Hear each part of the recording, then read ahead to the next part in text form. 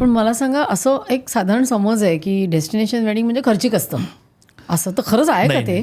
नाही, हा म्हणजे मी तुम्हाला एक स्टोरी सांगतो. मागं मी आता व्हॉट्सअप युनिव्हर्सिटीमध्ये खूप आता ग्रॅज्युएट आणि पोस्ट ग्रॅज्युएट बाहेर पडायला लागलेत. तर त्याच्यामध्ये एका विदुषीनी एक असा लेख लिहिला होता की तुम्ही कशाला करता ते डेस्टिनेशन मॅरेज, कपड्यांचे पैसे 2-3 लाख रुपये लागतात, तुम्ही FD करा. जेवणाला 10 लाख रुपये लागतात, तुम्ही FD करा. त्याच्यानंतर याला लागतात ते FD करा, FD करा. तर मी त्यांना फोन केला. ॲक्च्युअली इट इज नॉट म्हणजे प्रोटोकॉलला धरून नव्हतं. मी त्यांना फोन केला, मॅडम तुमचं आणि डेस्टिनेशन मॅरेज एवढं वाकडं काय आणि FD करा, आमच्या स्वप्नांची FD करा म्हणलं. लोकांचे स्वप्न आमचे स्वप्न असतात. तो घोड्यावाला असतो ना, त्यालाच एक मिळतं, त्याच्या स्वप्नांचे तुम्ही हे करा. आणि ह्या सगळ्या गोष्टी FD करून माणसाने आयुष्यामध्ये जगायचं आहे. तर फक्त FD करत राहिले तर सगळी अर्थव्यवस्था बरबाद होऊन जाईल. आणि सगळेच लोक जर FD करायला लागले तर भारताची अर्थव्यवस्था पूर्ण ठप्प होऊन जाईल. मी अर्थशास्त्राचा विद्यार्थी पण आहे, मॅनेजमेंटचा आहे, मला कळतं याच्यामध्ये. तुम्ही काय सांगताय म्हणलं. एकतर मला असं वाटतं मी थोडंसं जास्त बोलतोय तुमच्याबरोबर. मला एक असा अंदाज आहे, एक तर तुम्हाला खूप इच्छा असेल डेस्टिनेशन मॅरेज करायची पण होऊ शकलं नाही, किंवा तुम्हाला डेस्टिनेशन मॅरेजला कोणी बोलवलं नाही. ह्या दोन तुम्ही ह्या प्रश्नाच्या रागापोटी तुम्ही करताय का हे? तुम्ही काय बोलताय सर तुम्ही? म्हणलं असं नाही, पण मॅडम हे चुकीचं होतं आहे. तुम्ही अर्थशास्त्र कुठं पण एक उठसूट पैशाचा वेळ आयुष्यामध्ये काही लोक त्यासाठीच. मॅडम मागच्या लग्नाला मी गेलो होतो, तुम्हाला खोटं वाटेल, मुलगा तो माझ्यासमोर वाढलेला, माझ्यासमोर मुलगी माझ्यासमोर वाढलेली, अत्यंत साधारण कुटुंबातली, परंतु ब्रिलियंट. दोघांनाही अमेरिकेत नोकरी लागली. दोघांनी ठरवलं की डेस्टिनेशन वेडिंग करायचं. त्यांनी जयपूरला एक त्या हॉटेल घेतलं. त्या हॉटेलला मी गेलो होतो. 2.5 कोटी रुपये खर्च केले, 2.5 कोटी रुपये.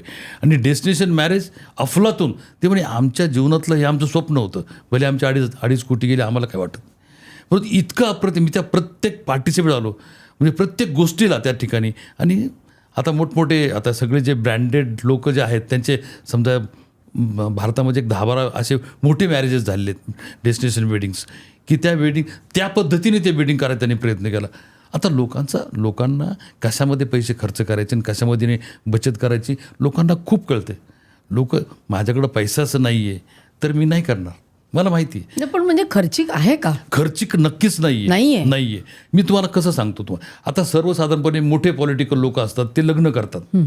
आता त्यांनी जर लग्न केलं तर त्यांच्या लग्नाला कमीत कमी 8-10 हजार लोक तर आरामशीर येतात.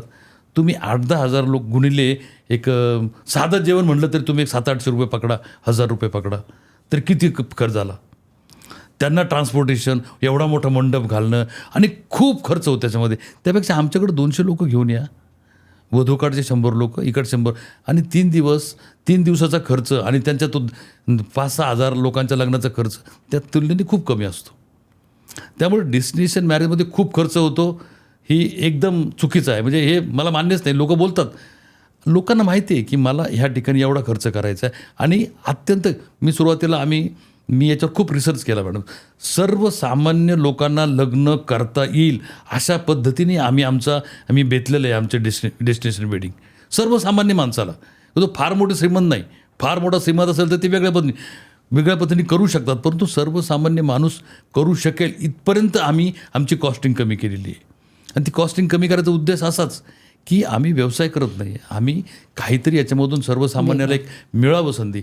आम्ही म्हणूनच इतरपेक्षा आम्ही वेगळे आहोत.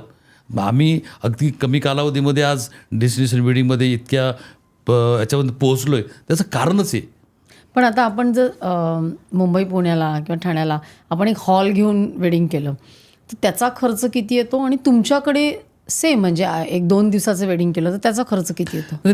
बेसिकली 200 माणसं 200-300 असतील सर. नाही, तसं जर हॉल घेऊन केलं तर तुम्ही हॉल घेऊन फक्त तुम्हाला तो एका दिवसाचा 8 तासाचा 10 तासाचा हॉल घेता तुम्ही, त्यामुळे त्याचा खर्च कमी असतो. इथे तुम्ही 3 दिवस सलग राहता. 3 दिवसात तुमचं संपूर्ण ब्रेकफास्ट, लंच, डिनर, हायटी ह्या सगळ्या गोष्टी, तुम्हाला बाहेर कुठेही जावं लागत नाही. पण तो जो सेक्युअर्डनेस असतो ना, तो इथे नसतो. इथे तुम्हाला एकदाच नटायचं आणि एकदाच जायचं, हा एक स्कोप आहे. तुम्हाला 4 वेळेस नटायचा स्कोप तिकडे असतो आणि तो आयुष्यभराची गरज भागून जातो ना. म्हणजे माझ्याकडे जर 5 लाख आहे तर मी तुमच्याकडे करू शकत नाही बुक. नाही, 5 लाखामध्ये तुम्हाला 5 लाखामध्ये तुम्ही करू मला शकत माहित नाही सर. नाही, तुम्ही करू शकत नाही, कारण इथे पण नाही करू शकत कुठेच. नाही, इथे करू शकाल तुम्ही. तसं तुम्ही रजिस्ट्रेशनला 1000 रुपयात लग्न करू शकाल ना. That is a different thing, that is a different story. बाकीचे लोक तुम्ही बाकीचे पैसे तुम्ही FD करू शकता. ही क्लिप शेवटपर्यंत बघितल्याबद्दल खूप खूप धन्यवाद. संपूर्ण एपिसोड बघण्यासाठी खाली दिलेल्या लिंकवर क्लिक करा आणि सर्व काही चॅनलला सबस्क्राईब करायला विसरू नका.